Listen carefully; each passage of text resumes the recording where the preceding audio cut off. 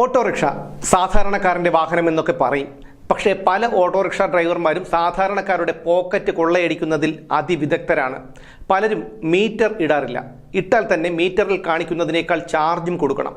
ഇതെല്ലാവരെയും അടച്ചു പറയുന്നതല്ല, വലിയൊരു വിഭാഗത്തെയാണ് ഞാൻ ഉദ്ദേശിച്ചത്. ചെറിയ വിഭാഗത്തെയല്ല. നിയമങ്ങളും നിബന്ധനകളും ഒന്നും അവർക്ക് ബാധകവുമല്ല. പറയാൻ തുടങ്ങിയ വിഷയത്തിന് ഒരാമുഖമായി പറഞ്ഞു എന്ന് മാത്രം.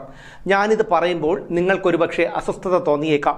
പക്ഷേ ജീവിതത്തിൽ പലപ്പോഴും ഓട്ടോറിക്ഷക്കാരിൽ നിന്ന് നിങ്ങൾക്ക് നല്ലതല്ലാത്ത അനുഭവങ്ങൾ ഉണ്ടായിട്ടുണ്ടാകും എന്നുറപ്പാണ്. അതുകൊണ്ട് നിങ്ങൾ ഇത് മുഴുവൻ കേട്ടതിനു ശേഷം മാത്രം ഞാൻ പറയുന്നത് ശരിയാണോ തെറ്റാണോ എന്ന് വിലയിരുത്തുക. കേടായ ഓട്ടോറിക്ഷ മറ്റൊരു ഓട്ടോറിക്ഷയിൽ കെട്ടിവലിച്ചു കൊണ്ടുപോകുന്നതിനിടയിൽ കെട്ടിയിരുന്ന കയറിൽ ബൈക്ക് തട്ടി ഒരു യുവാവിന് ദാരുണാന്ത്യമുണ്ടായി. ബുധനാഴ്ച വൈകിട്ട് 6 മണിയോടെ, അതായത് ഇന്നലെ വൈകുന്നേരം 6 മണിയോടെയാണ് അർത്തുങ്കലിൽ വെച്ച് ഈ സംഭവം നടന്നത്. അപകടത്തിൽ മരിച്ചത് കടക്കരപ്പള്ളി പഞ്ചായത്ത് 4-ാം വാർഡിൽ താമസക്കാരനായ 24-കാരൻ കിരൺ എന്ന യുവാവ്.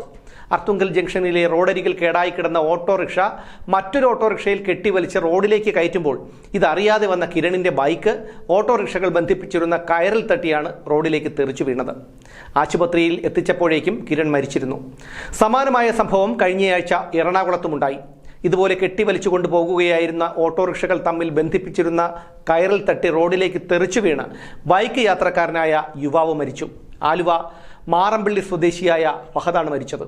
കയറിൽ കഴുത്ത് കുരുങ്ങിയ ഫഹദിന്റെ തലയിൽ നിന്ന് ഹെൽമറ്റ് തെറിച്ചു പോകുകയും അയാൾ റോഡിലേക്ക് തലയടിച്ച് വീഴുകയുമായിരുന്നു. 50 മീറ്ററോളം ഈ ബൈക്ക് മുന്നോട്ട് തനിയെ നീങ്ങിപ്പോയി. ഏറ്റവും ഗുരുതരമായ കാര്യം എന്താണെന്ന് വെച്ചാൽ പ്രധാനപ്പെട്ട 2 റോഡുകളുടെ കുറുകെയായിരുന്നു അപകടം നടന്ന സമയത്ത് ഓട്ടോറിക്ഷകൾ കെട്ടിവലിച്ചു കൊണ്ടുപോകുകയായിരുന്ന കയറുണ്ടായിരുന്നത്. നോക്കൂ, യാതൊരു മുൻകരുതലുമില്ലാതെയാണ് ഈ ഓട്ടോറിക്ഷകൾ കെട്ടിവലിച്ചു കൊണ്ടുപോയത്. ഈ ഓട്ടോറിക്ഷകൾ കേരളത്തിലെ നിരത്തുകളിൽ ഉണ്ടാക്കി വയ്ക്കുന്ന അപകടങ്ങൾ കുറച്ചൊന്നുമല്ല. ട്രാഫിക് നിയമങ്ങളൊന്നും തന്നെ മിക്ക ഓട്ടോറിക്ഷ ഡ്രൈവർമാരും പാലിക്കാറുമില്ല. വലത്തേക്ക് ഇൻഡിക്കേറ്റർ ഇട്ടിട്ട് ഇടത്തേക്ക് പോകും, ഇടത്തേക്ക് ഇൻഡിക്കേറ്റർ ഇട്ടിട്ട് വലത്തേക്ക് പോകും. പോകുന്ന പോക്കിൽ യാതൊരു സിഗ്നലും കാണിക്കാതെ ബ്രേക്ക് ഇടും.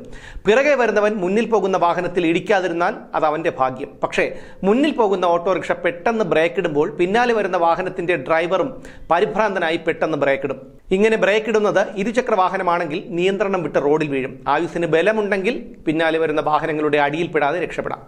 ഇങ്ങനെ അപകടമുണ്ടായാലും അതിന് കാരണക്കാരനായ ഓട്ടോക്കാരൻ ഇതൊന്നും അറിയാത്തതുപോലെ സ്ഥലം വിടും. ഇങ്ങനെ നിരവധി അപകടങ്ങളാണ് ഓരോ ദിവസവും കേരളത്തിലെ പൊതുനിരത്തുകളിൽ നടക്കുന്നത്. ഓട്ടോറിക്ഷയുടെ ഡ്രൈവിംഗ് സീറ്റിൽ കയറി കഴിഞ്ഞാൽ പിന്നെ പല ഡ്രൈവർമാർക്കും സ്ഥലകാല ബോധം ഉണ്ടാകാറില്ല. ചെവിയിൽ ഇയർഫോൺ വയ്ക്കും മിക്കവരും. ഇതുകാരണം പിന്നാലെ വരുന്ന വാഹനങ്ങൾ ഹോണടിക്കുന്ന ശബ്ദം പോലും ഇവർ കേൾക്കില്ല. യാതൊരു മര്യാദയുമില്ലാതെ ഇടതുവശത്തു കൂടിയും വലതുവശത്തു കൂടിയുമൊക്കെ ഓട്ടോ തിരുകി കയറ്റും. ഗത്യന്തരമില്ലാതെ മറ്റു വാഹനയാത്രക്കാർ തങ്ങളുടെ വാഹനം പറ്റുന്ന ഇടത്തേക്ക് മാറ്റിക്കൊടുക്കും. ഇനി ഇവിടേക്കെങ്കിലും ഓട്ടം വിളിച്ചാലോ, റിട്ടേൺ ചാർജ് തരണം എന്നായിരിക്കും ആദ്യം പറയുന്നത്. രാത്രിയാണെങ്കിൽ അവർ ചോദിക്കുന്ന പണം കൊടുക്കണം, ഇല്ലെങ്കിൽ പൂരത്തെറി വിളിക്കും. സംഘടനയുടെ പിൻബലമാണ് ഇവരുടെ അഹങ്കാരത്തിന്റെ കാരണം അപകടമുണ്ടാകുന്നത് ഇവരുടെ തെറ്റുകൊണ്ടുകൂടിയാണെങ്കിൽ കൂടി കൂട്ടത്തോടെ എത്തി അപകടത്തിൽപ്പെട്ട മറ്റുള്ളവരോട് കയർക്കും, വിരട്ടും, വേണമെങ്കിൽ കൈവയ്ക്കുകയും ചെയ്യും. ആലുവയിലെ യൂബർ ഓട്ടോ ഡ്രൈവറെ മറ്റു ഓട്ടോ ഡ്രൈവർമാർ ചേർന്ന് ക്രൂരമായി തല്ലിച്ചതച്ചത് കഴിഞ്ഞയാഴ്ചയാണ്. ആരും പരാതിപ്പെട്ടില്ല. ഒടുവിൽ മർദ്ദന ദൃശ്യങ്ങൾ സമൂഹ മാധ്യമങ്ങളിൽ പ്രചരിച്ചതോടെ പോലീസ് സ്വമേധയാ കേസെടുക്കുകയായിരുന്നു. യൂബർ ഓട്ടോ കാരണം തങ്ങൾക്ക് ഓട്ടം കിട്ടുന്നില്ല എന്ന് പറഞ്ഞായിരുന്നു മർദ്ദനം. ഇന്ന് വീണ്ടും ആലുവ മെട്രോ സ്റ്റേഷനിൽ ഓട്ടോ ഡ്രൈവർമാർ വീണ്ടും അഴിഞ്ഞാടി. യാത്രക്കാരെ കയറ്റാനെത്തിയ ഓട്ടോ ഡ്രൈവർ കുന്നത്തേരി സ്വദേശി ഷാജഹാനെയാണ് അതിക്രൂരമായി മറ്റ് ഓട്ടോ ഡ്രൈവർമാർ കൂട്ടം കൂടി മർദ്ദിച്ചത്. മർദ്ദനത്തിൽ പരിക്കേറ്റ ഷാജഹാൻ കോട്ടയം മെഡിക്കൽ കോളേജിൽ ചികിത്സയിലുമാണ്. ക്രിമിനൽ കേസിൽ പോലീസ് അന്വേഷിക്കുന്ന പ്രതികളും റൌഡി ലിസ്റ്റിൽപ്പെട്ടവരുമൊക്കെ ഓട്ടോ ഡ്രൈവർമാരായി വിലസുന്നുണ്ട്.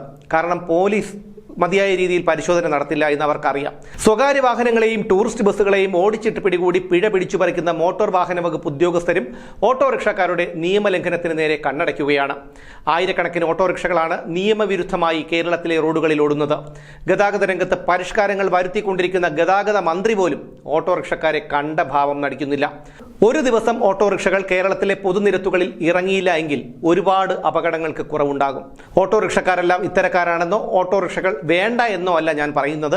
നിയമം അനുസരിക്കാൻ ഓട്ടോറിക്ഷക്കാരും ബാധ്യസ്ഥരാണ്. യാത്രക്കാരോട് മാന്യമായി പെരുമാറാനും മീറ്ററിലുള്ള നിരക്ക് വാങ്ങാനും യാത്രക്കാരന് ആവശ്യമുള്ളിടത്തേക്ക് ഓട്ടം പോകാനും ഓട്ടോ ഡ്രൈവർമാർ തയ്യാറാകണം. ഇതിനു തടയിടേണ്ടത് മോട്ടോർ വാഹന വകുപ്പ് ഉദ്യോഗസ്ഥരുമാണ്. ഇല്ലെങ്കിൽ ഞങ്ങളുടെ സംഘടനയ്ക്ക് ശക്തിയുണ്ട്, ഞങ്ങളെ ഒരു ചുക്കും ചെയ്യാൻ കഴിയില്ല, ഞങ്ങൾ സംഘം ചേർന്ന് എതിർക്കുന്നവരെ കൈകാര്യം ചെയ്യും എന്നൊക്കെയുള്ള ഓട്ടോക്കാരുടെ മനോഭാവവും രീതിയും ഒരു കാലത്തും മാറില്ല.